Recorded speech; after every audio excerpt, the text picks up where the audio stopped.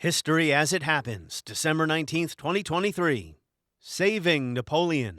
Those in power only see me as a brute, unfit for higher office. But I follow in the footsteps of Alexander the Great and Caesar. I found the crown of France in the gutter and placed it atop my own head. Ridley Scott's Napoleon is about as accurate as a 19th century musket, but that doesn't necessarily make it a bad movie. We can say it's bad history. Napoleon Bonaparte was one of the most important, influential figures in the history of Europe. Military genius, conqueror, emperor, bureaucratic reformer, a tiny man who looms large in our modern world. That's next as we report History as It Happens, a podcast from the Washington Times. I'm Martin DeCaro. Napoleon rode very badly. He sat a horse very badly, and he was thrown 2 or 3 times. As emperor, he was thrown from his horse even when walking, and he was almost killed after the Battle of Auerstadt when he was back in Vienna. He was walking on his horse in the courtyard, and he fell off the horse, and he was knocked unconscious for a very long time, and they thought he would not survive. He never rode into battle carrying a sword. He never led troops into battle. He was always in the background directing. He would stay at a distance and see where troops were needed, reinforcements were needed, and he would send out his ADCs with directions what to do. When I saw the first trailer for Napoleon, courtesy Sony Pictures and Apple Original Films, I thought, wow, this ought to be good. The battle scenes, the love story, the French Revolution, so much drama, so much enthralling history. I'm not built like other men.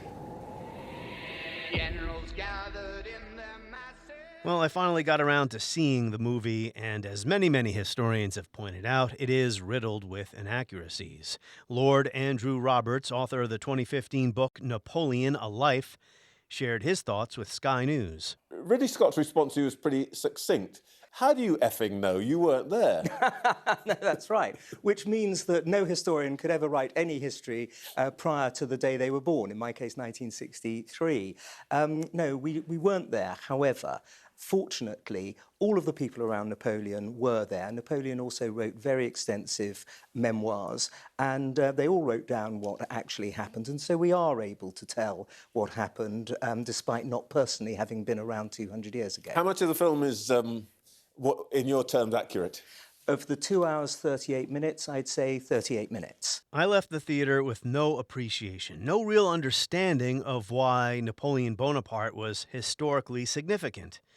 The movie offered few insights, if any, into his military genius. It invented a scene for the Battle of Austerlitz, where Napoleon ordered his cannons to fire at the enemy troops on a frozen lake, sending them through the ice to die.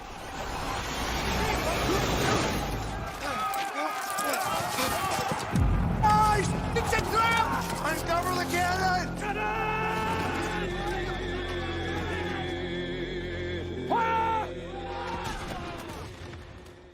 After 2.5 hours, I can hardly remember any mention of the Napoleonic Code or anything else of substance from his 15-year-long rule as first consul, then emperor.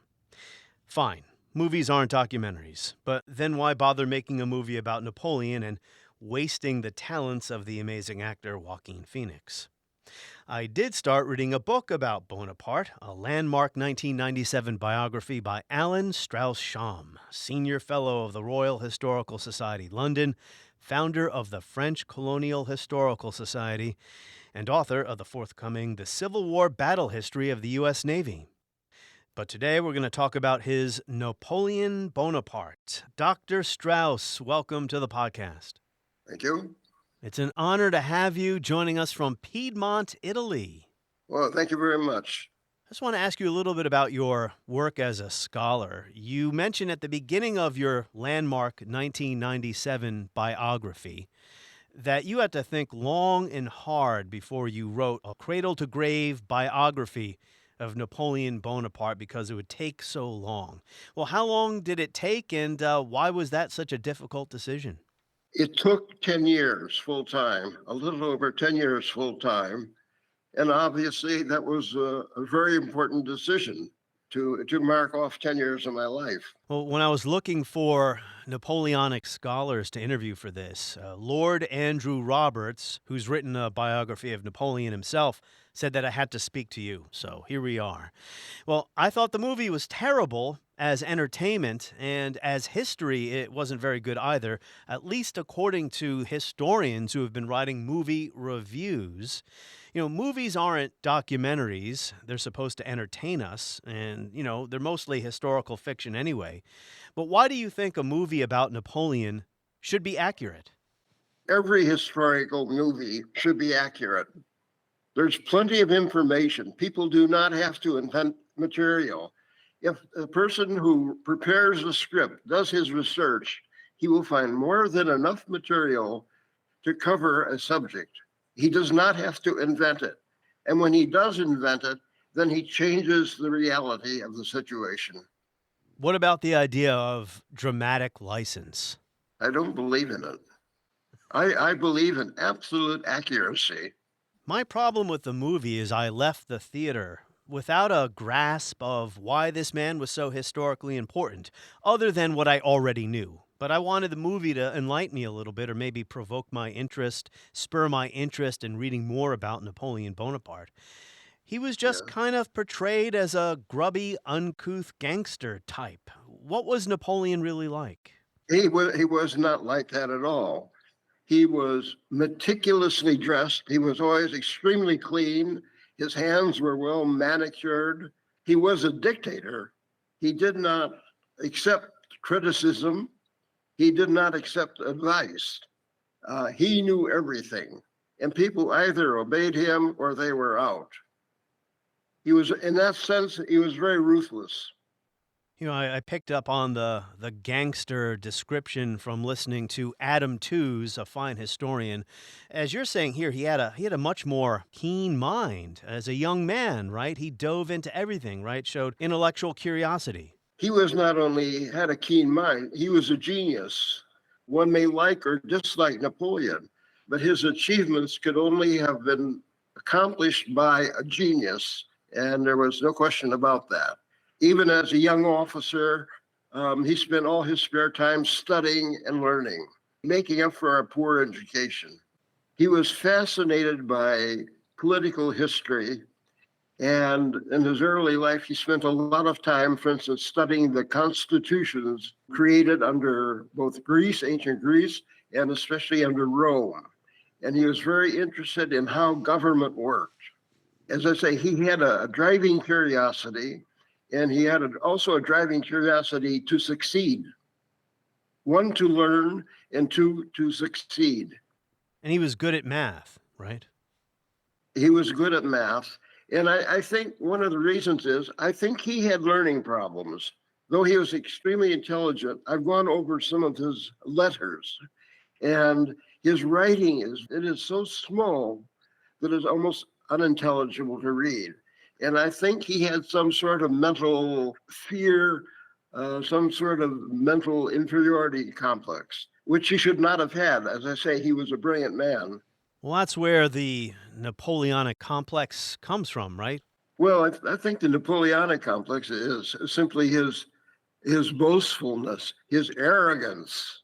Someone who wants to rule the world and expects to be listened to. And that was evident right from when he was a young officer in the academy. Well, I think he had a hard time at the academy. You must understand, his mother disliked him very much. She liked her younger son, and she liked especially Joseph, his elder brother. She did not like Napoleon at all. One of the reasons he succeeded and drove himself was the fact that he was rejected by his mother. None of this is apparent in the movie, which begins with Napoleon as an adult in the Battle of Toulon. So something I learned in your book, he was a Corsican patriot early on, even though he was a French officer, and he saw the French, who would eventually rule, right, and try to conquer all of Europe. But at first he saw the French as enslaving his native Corsica, and he wanted to try to throw off the yoke of French rule. Yes, he tried that. It didn't work, of course. But he was very immature, and he was feeling his way. And you must remember, he was a very young officer at that time. And he almost was killed during that. Well, several times. It's amazing. He was in the middle of so many battles throughout his life.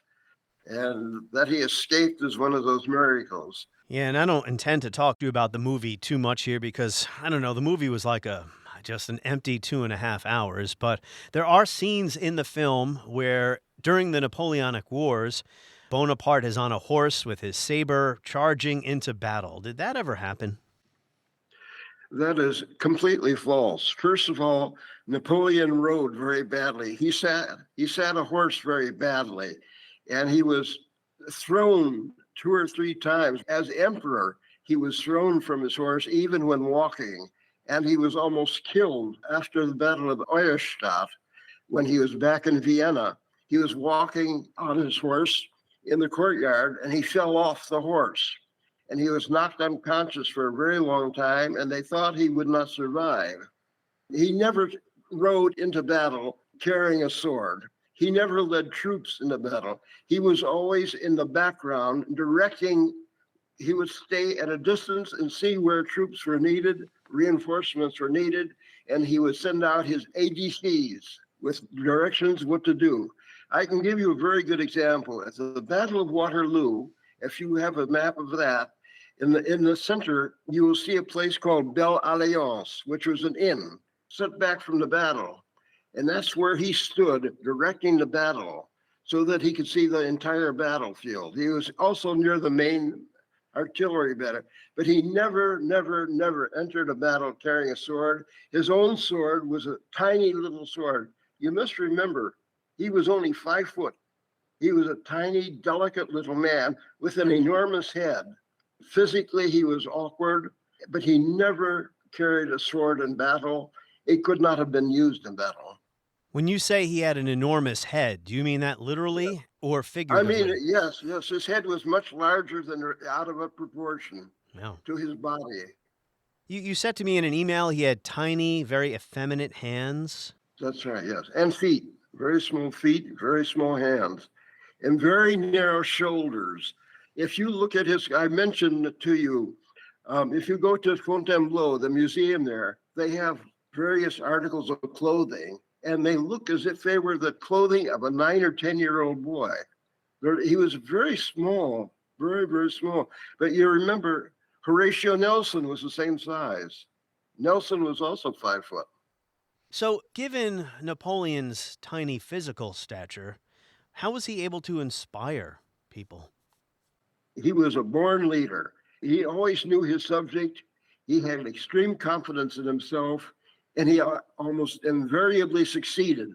And where he took men into battle, they always won. And so they had confidence in this man. Leadership is very rare on any battlefield. So what explains his military genius? Why was he a military genius? What was it? Because you don't get this from the movie. Well, he understood organization. He understood the necessity of having a chief of staff. He had Berthier as his chief of staff who organized everything. He provided the men, the horses, the ammunition. He arranged where they would be placed in advance, all the logistics. And Napoleon knew how to use those. He succeeded in battle, in one battle after another, because he pushed his men very, very hard. They moved fast. And also, when he hit the enemy, he hit them, you might say, en masse. For instance, he would have 80 cannon, and he would have that 80 cannon aimed at one place, concentrated, so that it did tremendous damage. Also, he juggled many balls, and I think this was part of his Latin character. He was able to create automatically wherever he went. Something unexpected arrived in the battle, and he would suddenly adjust very quickly to it. He could adapt quickly to it. Now, most soldiers act in a very wooden way. They had everything planned ahead of battle, and they had to follow those plans. Napoleon created his plans as he went along. And for instance, when reserves were unexpectedly needed on the left, he threw those reserves in, even though they hadn't been planned for. Well, he was great at maneuver, right? Maneuvering large armies. Absolutely, yes. Yeah, something I mentioned before, Adam Tooze, the historian. He said he came away from the movie with no sense of what made Napoleon such a good tactical genius, maneuvering entire armies around. You don't see that in the movie. The Battle of Austerlitz, for instance, is just shown as like a skirmish when it was really a much larger battle. No, I think what must remember when you think of Napoleon, you think of a military commander who was always juggling many balls in the air at once. And he would take one when it was needed for the left, or another one for the right. Or if he had to withdraw troops, he would suddenly withdraw them. In other words, he lived instantaneously. He was not a wooden soldier.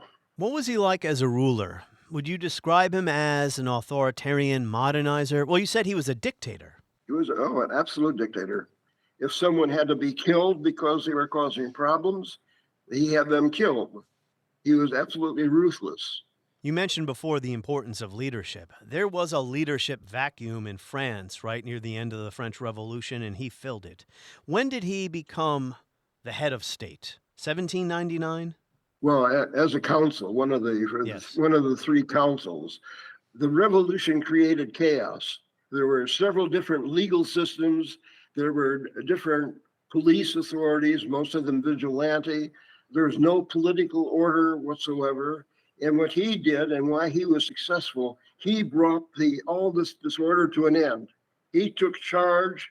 He had the army behind him. He could enforce his edicts, his laws. He was responsible for ending the French Revolution.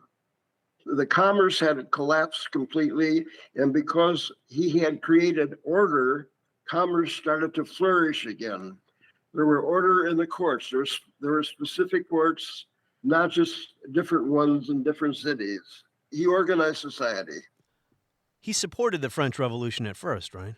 Of course. He was only able to rise because of the French Revolution. He would not have risen otherwise. What opportunities did the revolution afford him? Well, the Battle of Toulon is the best example. He forced the British to leave the harbor at Toulon. He defeated them there. The British fleet withdrew, but that wasn't enough. He was supported in Paris by Paul Barras, one of the directors of the five directors. And because of his close relationship with Barras, he was able to rise. He couldn't have done it without Barras. In the film, at the Battle of Toulon, Napoleon's horse is hit by a cannonball, and blood is splattered all over him, his face, his uniform. Did that ever happen? Not to the best of my knowledge, no. He wasn't on horseback at Toulon. He was on his feet. What was he doing when Marie Antoinette was beheaded at the guillotine? He was nowhere near there. He was nowhere near there. He had been with troops ordered to protect the royal family and to protect the palace there. They were unable to do so. The mobs broke out, but he was nowhere near there. By the way, one of the things resulting from that, when he became emperor, you have been to Paris? I have not, no, but go ahead. Well, all the main buildings in Paris are covered with wrought iron grills, fencing. Napoleon put them all up, in other words, to be able to keep mobs out. Well, I think, and I'm just guessing here, that the reason the movie places Napoleon at the beheading of Marie Antoinette is to show him witnessing the disorder, and then he's put in charge of restoring order. So you see that he doesn't like the masses. He doesn't like mob mentality. You talk about that in the book. He wasn't a Democrat by any stretch of the imagination. He was terrorized. He was afraid of the mob because no one can control a mob. What I was most interested in that the movie also failed to convey was, well, what we're discussing here, not just his style as a ruler, but his mind, his ideology. You said he wasn't really much into philosophy. You say here on page 289 of the biography, after announcing to the nation on November 12th, 1799, that the badly contrived Constitution of Year 3 was dead, and with it all the corrupt, undemocratic apparatus, he immediately set out to replace every aspect of it. Everyone talks to me about goodness, abstract justice, and the natural laws of society, he said. Well, the first law is that of necessity, and the first principle of justice is ensuring the public welfare. But you say that these ideas about maintaining the public welfare were not even remotely similar to those envisioned by such contemporaries as Lafayette, Talleyrand, or Thomas Jefferson. So Napoleon was not a child of the Enlightenment then. No, he was not. Napoleon was a child of Napoleon. He created his own world. And one of the things he did, for instance, because of this disorder, he created a legal system, a dictatorial legal system. For instance, the police could charge someone with a crime, and that person was considered guilty. He would have to prove himself innocent. This is the Napoleonic Code? Yes. There was a civil code. He had a commercial code. He had a criminal code. And I think much of the civil procedure is still based on what he created. So he then was a modernizer. The word modernizer seems odd. I would not call him a modernizer. He was a creative man. What he did was simply common sense to create order, at least order as he saw it. Something that you don't get a sense of either from watching the film is why did this man, who now is in charge of France, a very powerful and large country, why did he want to conquer Europe? So tell us, Dr. Strauss.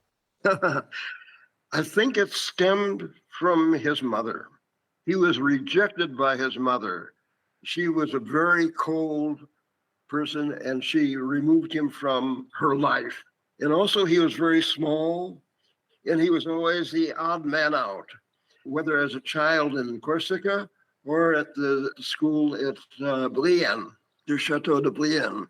The priests made fun of him because he always spoke French with a strong staccato Italian accent. And he spoke that way the rest of his life. Well, I thought he spoke English because Joaquin Phoenix speaks English in the movie. I'm just kidding around. But you're saying this was a personal thing, his conquests. Well, I mean, France was already at war with Austria. Austria had conquered some of France's holdings in Italy when he comes to power. So I guess he inherits a war. But there had to be a larger political program or something to these conquests, right? I think it was his ego. He wanted power. He wanted to succeed. He wanted to be accepted as a leader of society. And then he wanted to manipulate society.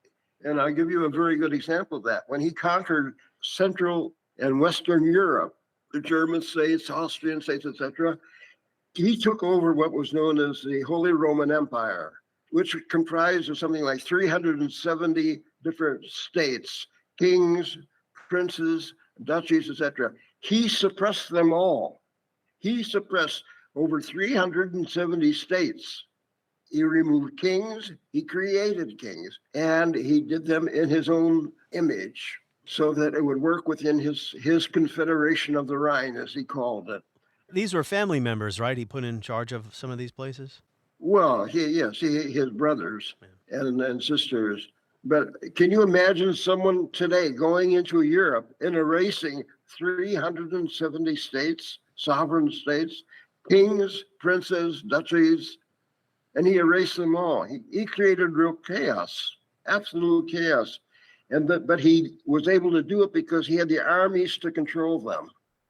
He was trying to create a French continental economic hegemony, right? Yes, exactly. So that was then also a motivating factor here? Or? He wanted power. He is not a balanced man. I mean, normal people do not try to conquer the world. Yeah. And he literally wanted to conquer the world. When he conquered Europe, he then wanted to go to the Middle East and conquer Europe. That's why he invaded Spain, because he was going to drive from Spain through North Africa to the Middle East and conquer Constantinople. And from Constantinople, he wanted to drive to India. He actually meant that. But because the French Navy lost the Battle of Trafalgar, that put a large crimp in his plans, did it not? That destroyed any future plans, yes. Well, first of all, they had trouble getting to invade Egypt back in 1798. Nelson destroyed his fleet there so that he was unable to move again. And then Villeneuve lost the battle against Lord Nelson, October the 21st, 1805, and that destroyed his whole navy. Did he ever fire a cannonball off the pyramid? No, That's in the no. movie, too. I cannot believe that they do such things. What is not in the movie is any reference to the slave revolt in Haiti. Napoleon was pro-slavery. The French Revolution abolished slavery. He reintroduced it. But this whole business about Haiti is thrown out of proportion and out of context. General Leclerc led an expedition. General Leclerc was married to Napoleon's sister Pauline. He led this expedition to Haiti, one, to put down the revolt, but two, mainly to go to the United States and occupy Louisiana. The French had bought Louisiana from Spain, and he wanted to install a French army in Louisiana. That was the purpose of General Leclerc's expedition. And it stopped at Haiti en route. But unfortunately, everyone was killed by yellow fever, not in battle, but in yellow fever. And that ended that expedition to the United States. Now, we've talked about how intelligent and interested in history he was, how he was knowledgeable about military history and past leaders. But then he goes ahead and makes a monumentally foolish decision to go into Russia, where we all know the winters will kill you. Why did he do this? Well, this is a case of a person who got too big for his boots. He had such supreme confidence in himself, he thought he could do anything. He defeated the Austrian Empire. He defeated the Prussian armies. He defeated the Spanish armies. He defeated everyone. And he thought he could go to Russia. Everyone advised him against it. Everyone advised, especially Caulaincourt, General Caulaincourt, who went with him. Logistically, it was a nightmare. Can you imagine trying to find fodder for 100,000 horses as you go across Europe? Can you imagine that? And he had more than 100,000 horses. Finding food for his men. You cannot make 500,000 men march down one route. They have to take several different routes, but there weren't many routes.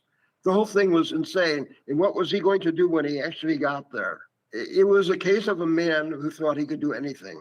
Moscow was burned to the ground by the Russians, right? It was burnt by looters and mainly Russians. They had a problem with arsonists running amok. Nothing was done elaborately, in an elaborate plan to destroy that. It just happened. The buildings caught fire because they were wooden, and everything burned very quickly. Well, it does seem apparent that he believed in his own infallibility. He wanted to send his fleet around to actually capture India. Now, he couldn't do that. I've read all 7 or 8 of his operational plans for the Navy to conquer England, to conquer Egypt, to conquer India, to conquer Constantinople. They were insane. He never understood the Navy. He did not understand how the sea worked, just as his attempted invasion of England was absurd. He was going to cross the English Channel with 2,000 flat-bottom boats. They had no keel. They could not hold a course. They would have been scattered all over the place. Well, when he was a very young officer, he almost was sent to train in the Navy, right? But something happened there, so they put him in the Army instead. He was scheduled to take the exam as a gunnery officer, and for some reason it was canceled. And because it was canceled, he ended up in the Army, which is a good thing because he was always seasick. Even when he was in the harbor of Toulon, in his own boats, in a very large ship of the line, he was seasick. He couldn't leave his cabin. And he was sent into exile once. He comes back. One of your other books focuses on just those, 3 months or so from his return from exile to the Battle of Waterloo. Yes, 100 days. So this man was, in many ways, amazing. He was able to put together another army to challenge the continental powers that were trying to crush what he had turned France into, right? Well, he was a brilliant man, and people were absolutely fascinated by him. Even Talleyrand, sometimes pronounced Talleyrand, even Talleyrand was fascinated by him. Talleyrand says so in his memoirs, that he admired him very much. Here was Talleyrand from a very old, distinguished aristocratic family, here he is with this man, this young upstart, Yeah. whom he admired. He was a brilliant man, and Talleyrand appreciated his genius. Or as Americans like me say, Talleyrand. Well, the French say Talleyrand, but other people pronounce it Talleyrand. So it depends where you are. It's best just to say Talleyrand. Well, Dr. Strauss, you'll be disappointed to learn that I took French for 5 years, 8th grade, and then all through high school, but I don't speak it today. Sorry. I'm very, very sorry. You're missing a lot of very good books. Yes. There are a lot of wonderful books in French. Comment allez-vous aujourd'hui? Tout à fait bien. Merci beaucoup. Et vous-même? Moi aussi. Ah, c'est splendide. So, dictators are often surrounded by yes men, sycophants. Yeah. Was anyone pushing back against these ideas? Did anyone tell Napoleon, hey, we can't do this. You're going to stretch yourself too thin. Just be happy with, well, almost all of Europe. You almost have all of Europe, not Britain, but you have Prussia, Austria, Italy, Spain. They were afraid of him. They were afraid of him because he had the power to make or break any marshal, the highest military officer in the realm. And they were afraid that if he removed him, they would lose money, they would lose position, they would lose their estates, their wealth. There was no one strong enough to confront him. And when someone did try to do it, he tried to destroy him. I'll give you a good example. He went to school with a fellow officer by the name of Bourrienne. Now, Bourrienne was a minor aristocratic family. He was very kind to Napoleon. When Napoleon was he was a young officer and he had no place to sleep. He had no place to eat. Bourrienne and his wife gave him a place. They fed him.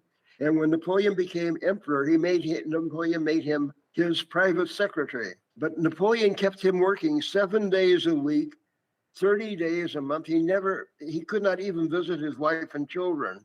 And after several years, he had enough and he quit. And Napoleon wouldn't let him. He said, "You cannot leave me. How dare you?" He said, "I'm sorry, I cannot do this." Now, this is someone who knew him on his first name basis, knew him very well indeed. And he left. And when he did, Napoleon called him a thief. Whenever he didn't like someone, the worst thing in a course could call you is a thief. Bourrienne was deeply hurt. But anyway, Bourrienne left him and Napoleon chased him everywhere. He would not permit him to gain employment. For years, he went without work. There was a sadistic streak in Napoleon, a deep sadistic streak. And here's this fellow who helped him year after year after year, welcomed him into his hearth and home with his family and children, and he destroyed his life. Are there positive aspects to Napoleon's legacy? That's a good question. I don't see anything positive coming out of Napoleon, except the fact that he did end the French Revolution, and he was the only person capable of ending it. So in that sense, he was the right man at the right time, but then he abused the power. You have a one-page epilogue that is really something. You quote Napoleon. He said, "For all the attempts to restrict, suppress, and muffle me, it'll be difficult to make me disappear from the public memory completely. French historians will have to deal with the empire and will have to give me my rightful due." I often think people who are cognizant or even trying to shape themselves as great historical figures, like Vladimir Putin today, are very dangerous. Of course. They're frightening. They're frightening. Again, in this country, we have Trump now saying he wants to become a dictator. No one has ever said that before in the history of the United States. No one. He said only for one day. Yeah. So, But his Republican Party backs him because they're afraid of him, not because no one can control him. No one knows what he's going to do next. I don't understand it. I do not understand the United States anymore. You must remember, I grew up in World War II, and it was a wonderful country. I admired the United States very much. But today, all this chaos. You say here, clearly Napoleon had forgotten the hundreds of smoking villages he had bombarded or burned to the ground, from Moscow to Warsaw to Prussia, throughout northern and southern Italy, and sweeping across the plains and mountains of Iberia. He had forgotten the thousands of genuine POWs he had subsequently executed in cold blood. He had forgotten the hundreds of thousands of civilian refugees rendered homeless by his wars, the thousands upon thousands of old women and young girls raped by his Grande Armée, of the hundreds of towns and cities he had ruthlessly looted, and 3 million or so dead soldiers of all nations left rotting across the face of Europe, and the millions of wounded and permanently handicapped, the destroyed political institutions of a few hundred states and principalities, the shattered economies, the fear and dread he had left behind everywhere, France included. The memory of Genghis Khan paled in comparison. So it would seem the Napoleonic Wars did transform Europe and ushered in a new age in the aftermath. Well, he transformed it physically. As I say, he dismantled the Holy Roman Empire. Now, people overlook this today, and mainly because I think Americans no longer study history. But he removed 370 kings, princes, leaders of states. And after the war, in 1815, at the Congress of Vienna, it was up to people like Talleyrand and Metternich and the British to reshape all those countries into new countries. Can you imagine doing that? Over 300 countries, finding new rulers. They had to define new borders. They had to define new institutions to run these countries. We overlooked that in our history books, but this Congress of Vienna had to do just that. They had to reconstitute the whole of Europe because Napoleon had destroyed it. So I have neglected to ask you about the romance, Josephine. That's most of the movie, or at least half the movie. It's kind of like a series of montages between the battles and then the romance. The way it's depicted in the film is weird. The love scenes are kind of, well, they're not very romantic at all. They divorce because she can't bear children. Yes, that's right. That's why he married Marie-Louise, the daughter of the Habsburg Emperor. But he always loved Josephine, is that right? Yes, he absolutely loved Josephine. She was the first and only woman he ever really loved. And on the week of their marriage, she betrayed him, and she was in bed with at least one other man, and that he never forgave her for. But to the very end, he absolutely loved Josephine. Was she important at all to him politically, or was she any kind of influence on the way he ruled France or anything like that? No, none whatsoever. I mean, she was influential when he was a young general because she was a mistress of Paul Marat, who was a director, one of the 5 directors. And it may have been she who brought him into contact with Marat in the first place. But apart from that, no, she had absolutely no influence. He laughed at women. He never discussed politics with women. He thought women could not deal with politics. It was not in their realm. They were absolutely unimportant. That applied to Josephine as well. What's most important about Napoleon today, then? I think the way he holds the attention of people. And if you look at Paris, if you take out a map of Paris, a plan de Paris, you will see all the streets of Paris, all the main streets and many minor streets are all named after French generals, Napoleon's generals and marshals and officials. And take out a street map of Paris and look at it. It's part of the French psyche. Many French people still think he's a great man. Other people think it was ridiculous, but he's a part of the French psyche. They had no George Washington. They had no Abraham Lincoln. They had only Napoleon. They have no other man equivalent. I mean, the English had their various generals and famous politicians. The French did not. They had only one man in history. You know, that's interesting. I've never really thought about that. Yeah, whenever I do think or read about French politics, it's always a mess.